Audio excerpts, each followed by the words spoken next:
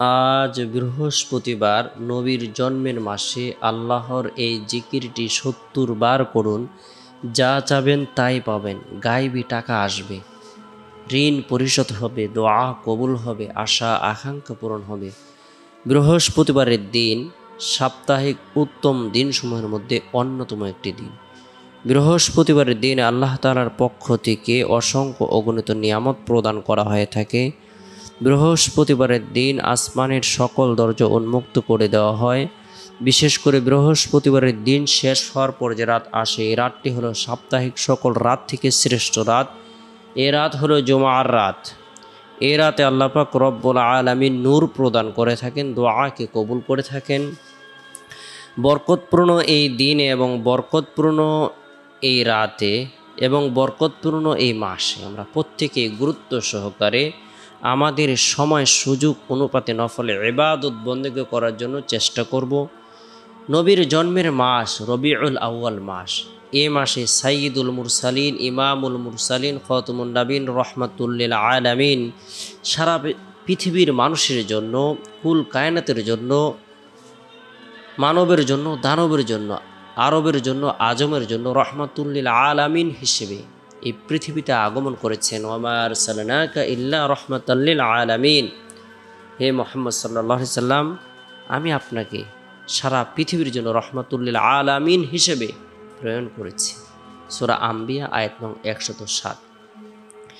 তাই নবীর জন্মের মাস বরকতপূর্ণ একটি মাস এবং সাপ্তাহিক উত্তম দিন হলো বৃহস্পতিবারের দিন। আমরা মাসের ফজিলতের দিকে তাকিয়ে এবং উত্তম দিনের ফজিলতের দিকে তাকিয়ে নফলে ইবাদত বন্দেগী করব। বিশেষ করে আল্লাহর জিকির আজগার করব। জিকিরের দ্বারা বান্দা আল্লাহর নৈকট্য লাভ করে। আল্লাহ তাআলা কাল কিয়ামতের দিন তাকে আরশের নিচে ছায়া প্রদান করবেন। বিশেষ করে বৃহস্পতিবারের দিন ফজরের নামাজ সম্পূর্ণ করার পর আমরা গুরুত্ব সহকারে কুল হুয়াল্লাহু আহাদ আল্লাহুস সামাদ, সূরাতুল ইখলাস, সূরাতুল ফালাক, সূরাতুন নাস তিনবার করে তেলাওয়াত করব, আমল করব। উভয় হাতের তালুতে ফু দিয়ে শরীরের যতটুকু অংশ সম্ভব হয় মাসেহ করে নেব। শরীরের যতটুকু অংশ সম্ভব হয় মাসেহ করে নেব। আল্লাহ তাআলা সৃষ্টি জীবের অনিষ্ট থেকে নিরাপত্তা দান করবেন। এরপরে বৃহস্পতিবারের দিন জোহরের নামাজ সম্পূর্ণ করার পর নির্জনে একাকী বসে গুরুত্ব সহকারে আল্লাহ পাক রব্বুল আলামিনের জিকির করব। লা হাওলা ওয়ালা কুওয়াতা ইল্লা বিল্লাহ, লা হাওলা ওয়ালা কুওয়াতা ইল্লা বিল্লাহ। অসৎ কাজ থেকে বেঁচে থাকার শক্তি এবং সৎ কাজ করার সামর্থ্য কারণে আল্লাহর তৌফিক ছাড়া। যে ব্যক্তি লা হাওলা ওয়ালা কুওয়াতা ইল্লা বিল্লাহ আমল করবে, আল্লাহ তাআলা তাকে কঠিন বিপদ আপদ থেকে বালা মুসিবত থেকে নিরাপত্তা দান করবেন। তার উপর খাস রহমত বর্ষণ করবেন, গায়েবী সাহায্য প্রদান করবেন। লা হাওলা ওয়ালা কুওয়াতা ইল্লা বিল্লাহ। যে ব্যক্তি আমল করবে তার যে কোনো ধরনের কঠিন ও জটিল প্রয়োজন হোক না কেন, আল্লাহ তাআলা মুহূর্তের ভিতরে তা পূরণ করে দিবেন।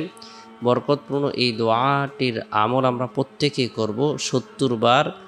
এরপর রব্বুল আলামিনের দরবারে হাজত পূরণের উদ্দেশ্যে, রিজিক বৃদ্ধির উদ্দেশ্যে, ধন দৌলত বৃদ্ধির উদ্দেশ্যে, গুনাহ মাফের উদ্দেশ্যে, শারীরিক সুস্থতা লাভের উদ্দেশ্যে দোয়া করব।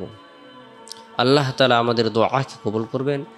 এরপরে বৃহস্পতিবারের দিন আসরের নামাজ সম্পূর্ণ করার পর ছোট্ট একটি ইস্তিগফার আমরা 3 বার পাঠ করব, আমল করব। আস্তাগফিরুল্লাহ, আস্তাগফিরুল্লাহ, আস্তাগফিরুল্লাহ। আল্লাহ আমাকে ক্ষমা করুন, আল্লাহ আমাকে ক্ষমা করুন।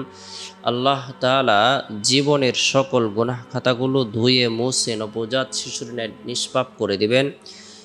এরপরে বৃহস্পতিবারের দিন শেষ হওয়ার পর যে রাত আসে, এই রাতটি হলো জুমার রাত। এই রাতে আমরা প্রত্যেকে গুরুত্ব সহকারে এশারের নামাজ সম্পূর্ণ করার পর সূরাতুল মুলক তেলাওয়াত করব। যে ব্যক্তি সূরাতুল মুলক তেলাওয়াত করবে, আল্লাহ তাআলা তার ঘরকে, তার প্রতিবেশীর ঘরকে বিশেষ নিয়ামত দ্বারা ভরপুর করে দেবে। কেননা যে ঘরের মধ্যে কোরআন তেলাওয়াত করা হয় সেই ঘরের মধ্যে শয়তান আসে না, শয়তান ভেগে চলে যায়।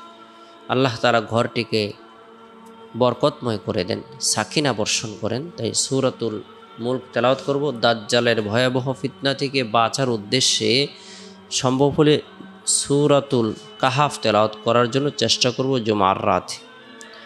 এরপরে আমরা রাতে ঘুমানোর পূর্বে আল্লাহর নাম নিয়ে ঘুমিয়ে যাব। চেষ্টা করব রাতের এক তৃতীয় অংশে ঘুম থেকে জাগ্রত হয়ে তাহাজ্জুদের নামাজ পড়ার জন্য। আল্লাহ তাআলা আমাদের সকলকে বোঝা